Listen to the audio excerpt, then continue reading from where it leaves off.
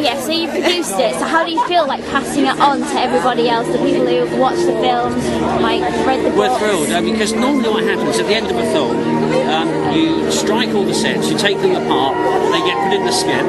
And then that's it. The costumes, if they're interesting, a costume rental house might buy them and then recycle them to bits and pieces into other films. But nobody gets to really see what went into the making of the films.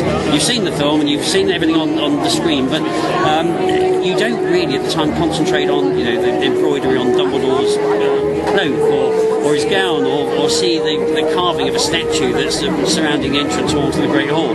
But so here you actually, for the first time, I think it's unique, the first time, the wonderful skill and craftsmanship of the people who are involved in the making of these films will properly get to be shown off. And I think it's unique. I don't think it's ever happened before like this. As a producer, is it like a big massive thing that you're able to actually kind of treasure the whole place as like your thing sort of thing? Because obviously you say it's like you get trashed, it's in the bin, you're okay, I've done that, but it's gone. But this is like it's here forever. Yeah, well, we hope anyway. Yeah. And also just the studio, a very warm feeling about the studio, because it was quite a rundown old factory actually, where behind this lovely new stage that houses the exhibition is something that is being refurbished currently into a very smart and nice studio. But it was a bit of a rundown old factory, and it holds a lot of warm memories actually for all of us, because we were the only occupants here, and so it felt very much as if it was ours. And in future other people come and use the studio, but there's still a little bit of us here because we've got the exhibition. Exactly. Hello and welcome if you just joined us and also about the Orlando theme park. How do you feel about the expansion? Like, can you tell us more about that? Yeah, no, I love it. I mean, I can't tell you any detail about it because that's going to be wrong, and it'll be telling. But I think it's going to be fantastic, and I'm very proud of that too, because I've never been involved in a theme park before, and David Haven and I were involved from the beginning with that, and Universal and Warner's were very inclusive in the way they allowed us to participate in it, and it's again something I'm very proud of. I was there last year for the DVD launch of 7 Part 2, and it was the first time I'd seen the park full of paying customers actually, and I'd seen it, thought how marvellous it was. We had invited guests for the opening and they all said it was marvellous, but then to see it with it was jam-packed full of paying customers who just loved it, and it's very rewarding, and we're hoping that people will enjoy our exhibition as much. It's very different, but I think it's equally enjoyable. So. What's it like recording like an American film? Yeah, I don't know yet.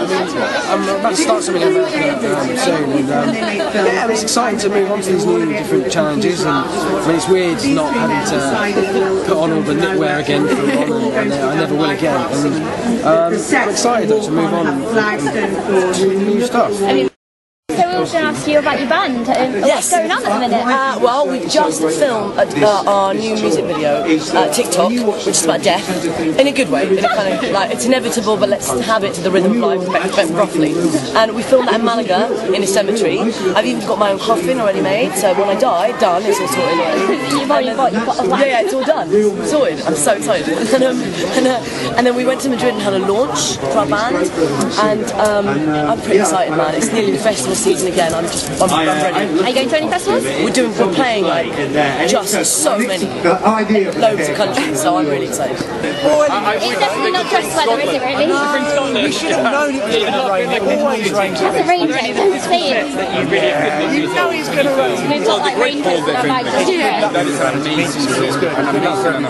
It's got to rain for it. It doesn't count. So what's it been like being like such a evil the thing is that they cut some of my stuff out because it was too evil. There's a scene that me and Emma did that was really scary. And there's a great scene that me and Ellen did we spent about a week and that got cut out as well. So I look at it going, that's not as scary as it was. You're like, I wish it was in there. But that was a great thing about working with David Yates. He's such a great director. I never thought I was making a kids film. I just thought I'm a man gang of murderers in the woods that find some children. Brilliant. You know, so you can just think of it as scarily as you want. It's not. We never thought, we were never told we were making a kids' film. It was just, you know, as real as it could be. Constantly reminded of that, and if that came across, that made it a bit scary. Yeah. I think it definitely made it more sinister. For you being in the forest. Oh yeah. So I'm the man that chases children through the forest and catches them. Basically, obviously, Good to see you. Warwick Davis, ladies and gentlemen. Sorry about that. Did it get easier to direct the film as it went along, or was it hard in the beginning, getting used to everyone? It should have got easier, because by the time we got to the last two films, I knew everybody, I knew the world really well. But what made it harder was I was just getting tired, because I was working so many crazy hours all the time. That even though I knew everything, by the time I got to the end, was there anyone that made it a lot easier? Everybody made it easier for me. Everybody, the crew, Stuart, Craig, the actors, everybody. We all worked hard and got completely knackered, but it was like coming to work with all your friends, basically. So that helped. How much did they inspire you in doing your work? I hope we inspired each other, you know, as a collective, you know, and we were inspired by the books, because we were so keen to get the books right. I really enjoy working. It's like two characters. Yeah, we obviously don't do it at the same time. Yeah, it was interesting going from one character to the next on different days. But yeah, I mean, without the amazing wizards in the makeup shop, I couldn't have. The wizard authorities were after Harry and Dumbledore. There were rumours. And then, how did you feel about directing around like Green Dot scene? Like you were like the main guy. Oh yeah, well, to be part of it. I mean, I was involved quite heavily with the casting of the other short actors who were involved in that. And yeah, no, it's a great sequence in the film. I'm very proud of it. Pardon? You're looking completely different, you're looking really nice. Thank you very much, thank you very much indeed, thank you. Are these the special, is a special kind fan of, site. special fan site? Yeah. Exclusive. At the end of, obviously, in the Deathly Hallows, you made up with Harry in the end. But that wasn't shown really in the film. It wasn't. Exactly, like you leaving the cups of tea. I don't think anyone who didn't read the books wouldn't have really understood that. Yeah. But it's like, are you disappointed that that wasn't shown? Not really, I mean, I think it's just one of those things, you know, it's a big old book and stuff has to go, and that was one of them, so it's just one of those things really. But I mean, it's there in the deleted scene, so... Do you have planned after film school? Yes, I finish in May, and then I start 2 new films later this year. Do you have exams and things? I don't. All my degree is all practical based, so I'm just in the midst of writing my dissertation. So yeah. How's that going? Slowly but surely. Yeah, we've got 3 weeks left. So. Oh god, it's okay then. So you mentioned you've got 2 movies later on in the year. Can you tell us anything more about that?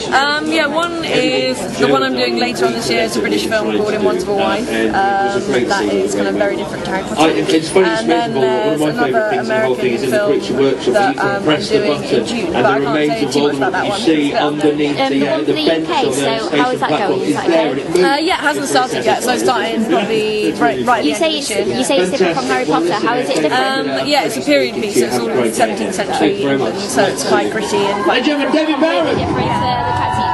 The actor you're playing. Have you learnt a lot from doing that though? We haven't started yet, so I'm sure I will when we start. But I mean, I guess that's what was always so nice for us as the Weasleys, that we had those other scenes that other people, you know, it was our own little kind of our little unit that we had, and it's just an incredible set really. Everything's moving and going quite crazy, and everything's completely out of level, and so it's quite. I think it definitely shows the